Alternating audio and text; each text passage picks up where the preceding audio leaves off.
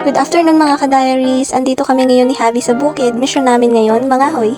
Bago kami pumunta dito, naghanda kami ng 2 sako, tig-isa kaming 2. Kasi kung hindi, paano namin dadalhin pa uwi yung mga kahoy, edi magiging buhat carrier ako buong daan.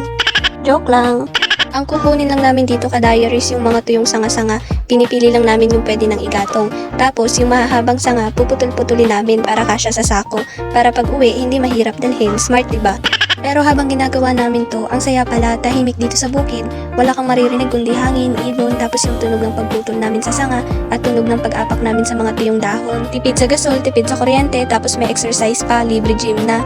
Mga 30 minuto din kami dito, medyo napuno na yung mga sako namin, mabigat na pero masaya. Kasi pag uwi namin, may panggatong na kami for ilang araw. At syempre, may kwento na naman ako sa inyo ka-diaries. Kayo ka-diaries, naka-experience na ba kayo mga hoy? Ayun lang, simpleng araw, simpleng gawain, pero ang sarap sa pakiramdam na nagawa namin to ng sabay. Pagod, oo, pero worth it. Kasi minsan, sa mga simpleng bagay lang pala nakikita yung tunay na pahinga at saya. Salamat sa pagsama niyo ulit sa amin ka-diaries. Ingat kayo palagi at huwag kalimutan tumawa kahit pagod na. Mahal ko kayo.